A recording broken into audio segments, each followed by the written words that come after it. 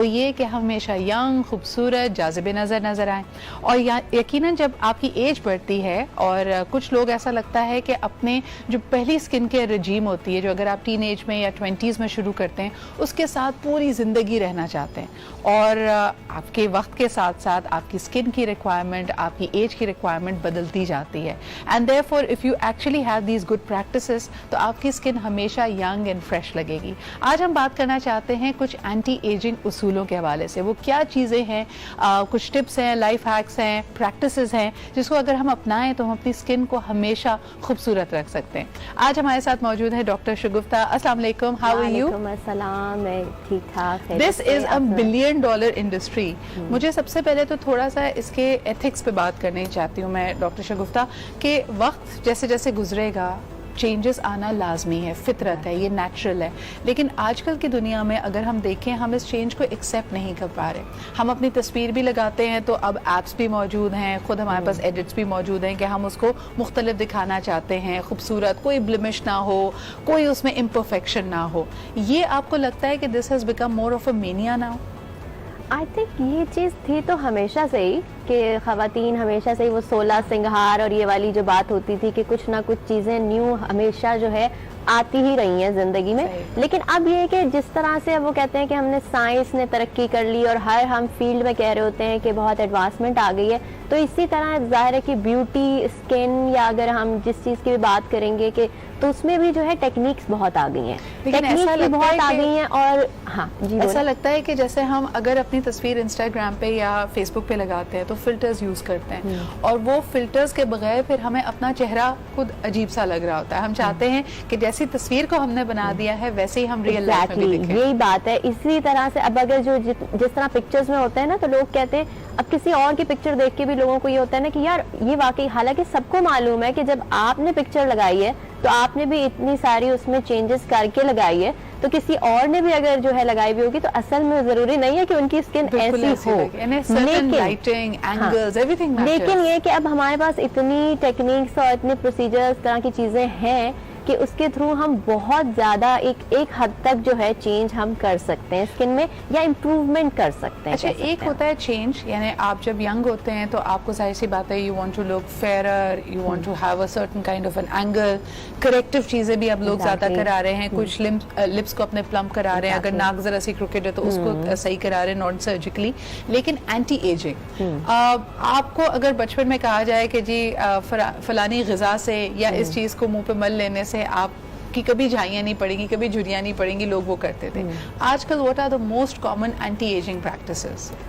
देखिए, क्रीम्स वगैरह भी अवेलेबल हैं, लेकिन ये कि बात वही है कि लोग अब इतना टाइम क्रीम्स वगैरह पे देना भी नहीं चाहते हैं। They want instant result. आजकल जो हमारी मतलब फीमेल्स या मेल्स दोनों ही हैं हमारे क्लाइंट्स, तो हम सिर्फ ये नहीं कह सकते कि ये सिर्फ फीमेल्स का शौक है, मेल्स भी हमेशा यंग रहना चाहते हैं, एंटी एजिंग प्रोसीजर्स पे वो भी जाते हैं।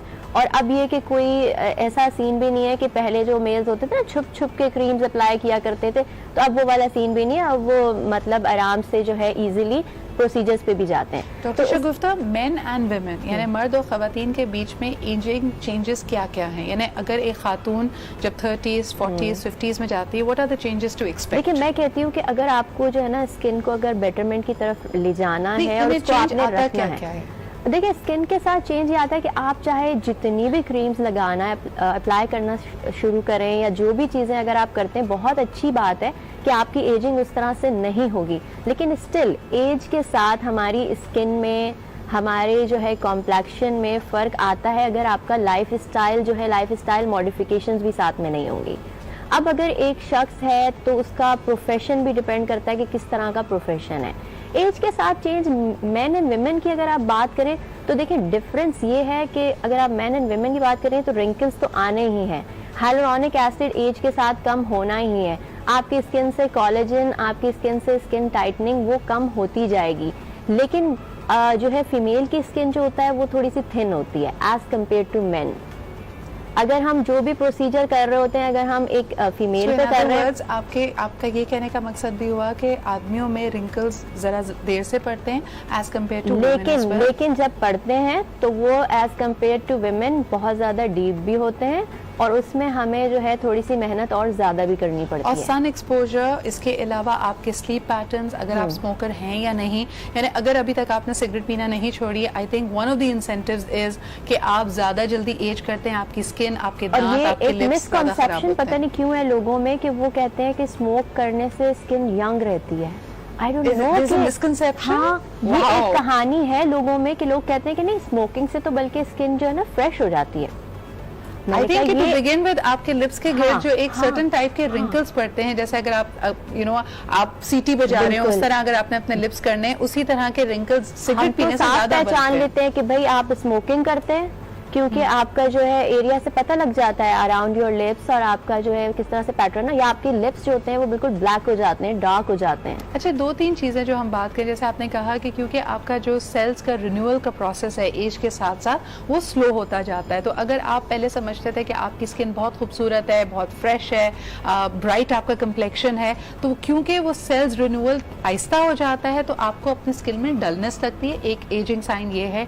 इसके अलावा स्पॉट्स एंड ब्लेमिशेस पड़ते हैं, अगर आप सनस्क्रीन नहीं लगाते, आपका सन एक्सपोजर बहुत ज्यादा है, तो आप देखेंगे कि आपकी झुर्रियां पड़ना, रिंकल्स पड़ना तेज हो जाएगा। नींद पूरी नहीं करते, डार्क सर्कल्स पड़ते हैं, that again makes your skin look older. क्योंकि सबसे इंपॉर्टेंट चीजें ये 2-3 चीजें होती है कि आपका अच्छा एक face wash according to your skin type, मैं हमेशा कहती हूँ, एक आपका सन ब्लॉक जो आपकी स्किन को सूट करता हो, और बाकी आपका मॉइस्चराइजर, क्योंकि अगर आपकी जितनी ड्राई स्किन होगी उतने आपके रिंकल्स जल्दी आते हैं। अब इस समर सीजन में लोग हमारे पास आते हैं कि हमारी स्किन बहुत ऑयली है, मैं तो परेशान हूँ इस चीज से। मैं हमेशा कहती हूँ ऑयली स्किन वालों को, देखें आपका बल्कि जो रिंकलिंग प्रोसेस है ना वो थोड़ा डिलेड होगा, लेकिन आपको स्किन को न्यूट्रल जरूर रखना है कि ये ना हो कि फिर वो एक्नी और इस तरह की कंडीशन आ जाए स्किन को। आप क्या कहेंगी कि जैसे अगर 20s में बेसिक्स हम बात करते थे, people would cleanse their skin, toner लगाया, उसके बाद मॉइस्चराइज किया, and that used to be sufficient, या अगर आप बाहर जा रहे हैं धूप के वक्त तो आपने सनस्क्रीन लगाई। जैसे आप अपनी 30s या 40s में पहुंचते हैं, जब आपके फर्स्ट साइंस ऑफ एजिंग आपको नजर आने लगे, तो doctor Shagufta, for the girls who are watching, for the women who are watching, उनको अपनी स्किन के रिजीम में क्या फर्क लाना चाहिए? बात ये कि पहले हमें ये साइंस थोड़ा सा लेट मिलते थे, अब हमें ये एजिंग के साइंस भी जल्दी मिलने लगे। Really? उसके लिए उसके पीछे कहानी ये है कि जो आप कॉस्मेटिक्स या केमिकल्स जो उसमें यूज हो रहा है ना, तो वो भी जाहिर है पहले उसमें जो केमिकल यूज होता था वो थोड़ा लाइट हुआ करता था, लेकिन अब हमारी डिमांड के हिसाब से वो केमिकल्स उनमें प्रोडक्ट्स में जो चीज़ें वो इंग्रेडिएंट्स ऐड कर रहे हैं वो भी और स्ट्रॉन्ग ऐड कर रहे हैं, तो उसकी वजह से भी स्किन जो डैमेज हो रही होती है, ज़ाहिर है डैमेजिंग भी थोड़ा सा फिर फास्ट हो गई है। True. तो इसलिए अब हमें जो है ना, जो चीज़ हम कहते थे कि 30s से स्टार्ट करनी चाहिए, पहले ये कहा जाता था कि 30 के बाद एक एंटी एजिंग कोई नाइट क्रीम अच्छी सी लगा लिया करें, लेकिन अब ये कि बहुत सी चीज़ें ऐसी हैं कि जो हम कहते हैं कि बिल्कुल यंग एज से आप स्टार्ट कर दें, like hyaluronic acid based products होती हैं वो आप कर सकते हैं। अगर आपकी स्किन जो है स्किन टाइप के अकॉर्डिंगली डिपेंड करता है, अगर ड्राई स्किन है तो आप उसको प्रॉपर्ली मॉइस्चराइज रखें, अपनी स्किन को न्यूट्रल रखें। मैं कभी नहीं कहती कि आप उसको टुवर्ड्स ड्राई कर दें या आप उसको टुवर्ड्स ऑयली कर दें। किसी की ड्राई स्किन होती है तो वो कहते हैं कि हम इतना ऑयल लगा लें फेस पे कि हमारी स्किन बिल्कुल ड्राई हो ही नहीं। अच्छा, कुछ की क्वेश्चंस हमारे पास आए हैं, जैसे अभी आपने डे क्रीम और नाइट क्रीम का जिक्र किया, सीरम्स, फेस सीरम्स आप कौन सी एज में इस्तेमाल करना शुरू करें और इसका फायदा अलग-अलग? मैं इसमें थोड़ा सा मेरा वो चेंज होता है, लाइक अगर मुझसे पूछा जाए तो मैं ये कहूँगी कि आपकी स्किन की कंडीशन क्या है। सही। क्योंकि अगर कोई मेरे पास टीन एज में आएगा और मुझे कहेगा कि मुझे फिलर कराने हैं, मुझे बोटॉक्स कराने हैं, मेरे इतने रिंकल्स पड़े हुए हैं, मेरे यूं हैं, और या मुझे बिल्कुल स्ट्रेट फेस चाहिए, मुझे इस जैसा चाहिए, तो मैं उसको ऑब्जर्व करूँगी, एनालाइज करूँगी फेस को, और मैं कहूँगी कि हाँ वाकई आपको ज़रूरत है इस एज में या नहीं। बाकी इट्स अप टू यू कि एक मेरा वो होता है कि जो मैं क्या आपका फेस देख के मुझे क्या फीलिंग आ रही है, और एक आपकी डिमांड क्या है। ठीक है, अगर एक लड़की है उसका अगर वो कहती है कि मुझे जी लिप जो आपने बात की कि लिप फिलिंग और ये सारी कहानी, बिल्कुल सही बात है। हाँ। कि अगर आपके हार्मोन्स डिस्टर्ब हुए हैं, कुछ लोगों को हम कहते हैं कि जी पिगमेंटेशन या चेहरे का वन कलर वन टोन होना 30s में शुरू होता है या 40s में शुरू होता है, may be people can have it in the 20s और स्किन कंडीशन को देखते हुए डॉक्टर लेकिन अगर जो नॉर्मल हमारा एजिंग प्रोसेस है डॉक्टर शगुफ्ता, अपनी स्किन की इलास्टिसिटी को, ताकि वो एक खिंची हुई यंग प्लम स्किन लगे, उसके लिए नेचुरली हम अपने लाइफस्टाइल में क्या चेंजेस कर सकते हैं? नेचुरली आप ये देखिए विटामिन सी के प्रोडक्ट्स, मतलब जो है अगर डाइट की भी बात की जाए तो vitamin C is always good for skin. ठीक है, बाकी ये कि मैं कहती हूँ कि अब सिर्फ टीन एज की भी बात नहीं है, अगर आपके बच्चे स्कूल गोइंग हैं, सन ब्लॉक की आदत आप डाल दें। धूप में जा रहे हैं आ रहे हैं, सन ब्लॉक की आदत आप बचपन से डाल दें। Vitamin C and sun block और उसके अलावा अच्छा फेस वॉश और जो है पानी का इंटेक 10 से 12 गिलास पानी जो है डेली जरूरी है।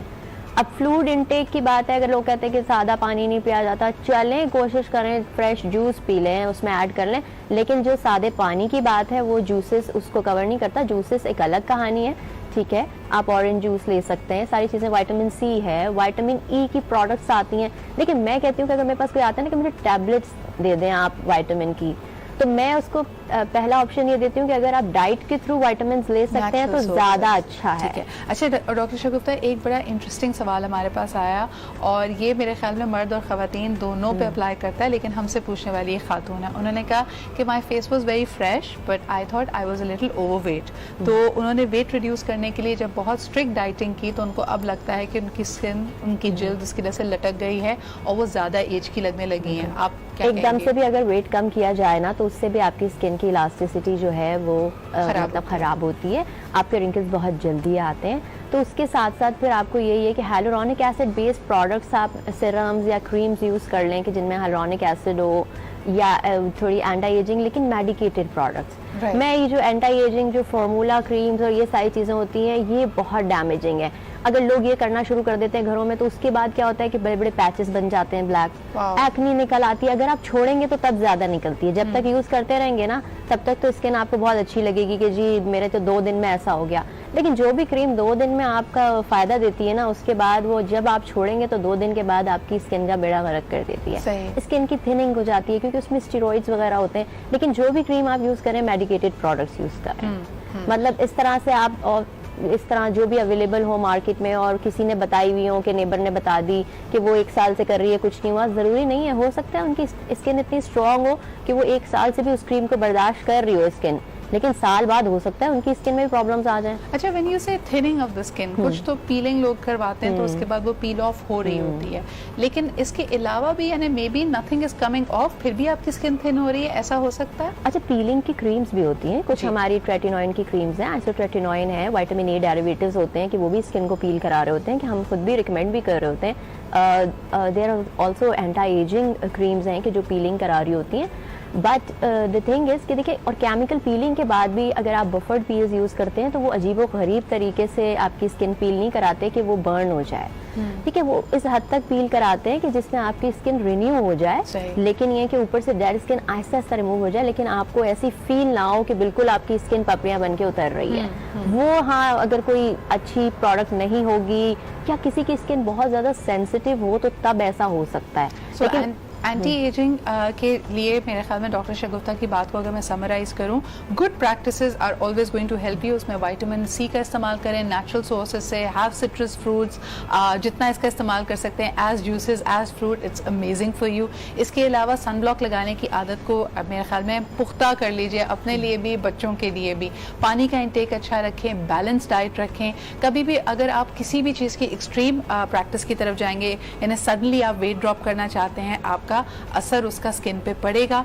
और मेरे ख्याल में आपके जो अपने फेशियल एक्सप्रेशंस होते हैं, अगर आप रिंकल से बचना चाहते हैं तो हंसे जरूर खिलखिला कर, लेकिन जब आप फ्राउन करते हैं तभी आपके माथे पे लाइनें पड़ती हैं। तो सबसे बेहतरीन एंटी एजिंग टिप यही हो सकती है कि ज्यादा से ज्यादा दिल खोल कर मुस्कुराएं, खुश रहें। जब आप खुश रहेंगे ऑटोमेटिकली आप यंग लगेंगे, आप हैप्पी लगेंगे। इसी के साथ thank you very much doctor Shagufta for being here. एक छोटा सा ब्रेक लेते हैं, we'll be right back, stay with us and keep watching my show आज बात।